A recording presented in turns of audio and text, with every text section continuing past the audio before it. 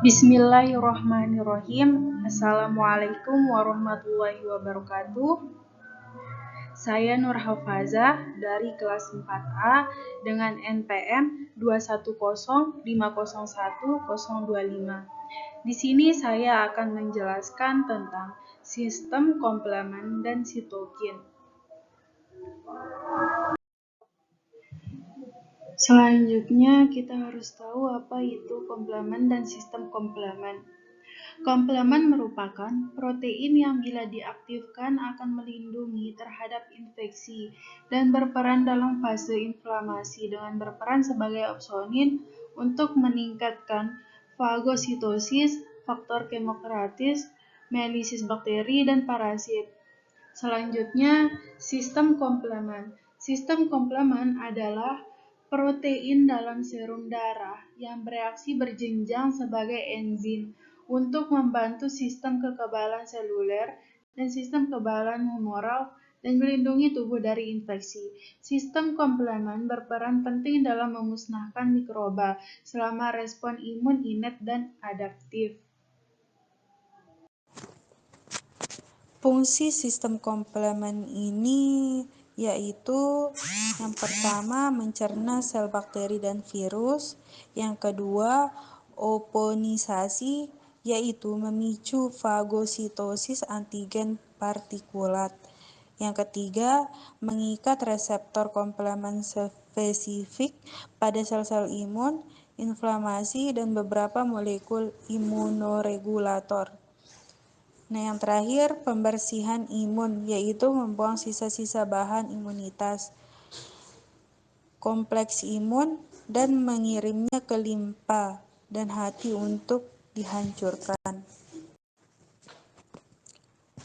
Nah, apa saja sih yang memicu aktivitas dari jalur aktivasi ini?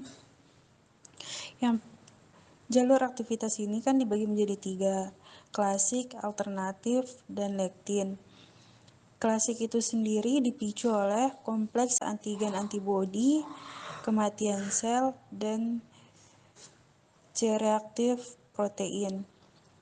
Sedangkan pada jalur aktivasi alternatif dipicu oleh permukaan patogen yang tidak diketahui dan mengandung lipopolisakarida. Sedangkan pada lektin dipicu oleh permukaan patogen, manosa, fukosa, atau gula lainnya. Di sini ada ringkasan aktivasi, klasik, alternatif, dan lektin. Nah, yang membedakan ketiganya itu bagaimana cara mereka diaktifasi dan komponen apa yang mengaktifasinya. Pada jalur klasik, di sini ada C1Q yang mengaktifasinya. Pada alternatif, yang mengaktifasinya yaitu C3, akan tetapi dihidrolisis.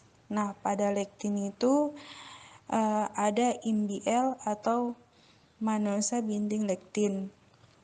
Nah, ketiga komponen ini akan bekerja bersamaan membentuk C3 konvertase. Nah, yang perlu diingat di sini ada 2 kata kunci, yaitu merubah C3 konvertase dan C5. Di sini C3 ini akan dibagi menjadi 2, C3A dan C3B. Pada C3B akan berikatan dengan C3 konvertase yang akan membentuk C5. Nah, pada C5 ini akan dibagi menjadi 2, C5A dan C5B. Pada C5B ini akan berikatan dengan C6, C7, C8, dan C9 membentuk C5B6789 yang akan membentuk membran attack complex. Selanjutnya saya akan menjelaskan tentang sitokin.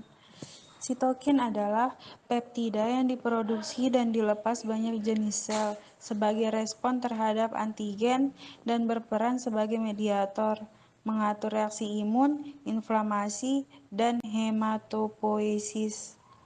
Berat molekulnya itu kecil, 5-20 kDa. Cara kerjanya yaitu mengikat reseptor membran spesifik, membawa sinyal ke sel melalui second messenger atau tirosin kinase untuk mengubah aktivitasnya atau ekspresi gen. Peranan sitokin. Sitokin bekerja seperti hormon, yaitu melalui reseptor pada permukaan sel. Ada yang secara langsung dan secara tidak langsung. Yang secara langsung, yang pertama, efek terhadap berbagai jenis sel atau pleitropi. Yang kedua, autoregulasi atau bekerja pada sel yang mensekresi autokrin. Yang ketiga, terhadap sel yang letaknya tidak jauh atau parakrin. Secara tidak langsung, yang pertama, menginduksi ekspresi reseptor untuk sitokin lain atau bekerja sama dengan sitokin lain dalam merangsang sel atau sinergisme. Yang kedua, mencegah ekspresi reseptor atau produksi sitokin antagonisme. Sitokin bekerja pada sel-sel targetnya dengan mengikat reseptor-reseptor membran spesifik kelompok berdasarkan struktur dan aktivitasnya. Yang pertama, reseptor sitokin tipe 1 atau hemopoietin growth factor family. Ini memiliki motif tertentu pada ekstraseluler asam amino domain. Contohnya kayak IL-2 reseptor memiliki rantai Y. Reseptor sitokin tipe 2 atau interferon. Reseptor-reseptor kelompok interferon memiliki sistem residu seperti IFN alpha, IFN beta, IFNY. Yang ketiga, reseptor sitokin tipe 3 atau tumor necrosis factor family. Sistem ekstraseluler yang umumnya banyak mengikat domain dan termasuk beberapa non-sitokin lain seperti CD40, CD27, dan CD30 selain yang diberi nama TNF. Cara sitokin menjangkau sel. Yang pertama, autokrin. Sitokin yang dihasilkan mempengaruhi sel yang membuat dan mensekresikannya. Yang kedua, ada endokrin. Sitokin mempengaruhi sel lain yang letaknya jauh, yang dijangkau dengan pelepasan sitokin ke dalam sirkulasi. Yang ketiga, ada parakrin. Sitokin mempengaruhi sel lain yang di sekitarnya. Di sini ada beberapa sifat kerja sitokin. Ada yang pleutropik, yaitu yang mempunyai efek berbeda pada sel target yang berbeda-beda. Selanjutnya ada redundan. Beberapa sitokin mempunyai efek yang sama. Ada sinergik. Beberapa sitokin mempunyai efek yang saling membantu atau kooperatif. Ada antagonistik, sitokin yang menghambat sitokin lain. Ada cascade introduction, mekanisme beberapa langkah multiple untuk memproduksi sitokin tertentu. Baiklah, mungkin hanya itu yang bisa saya jelaskan.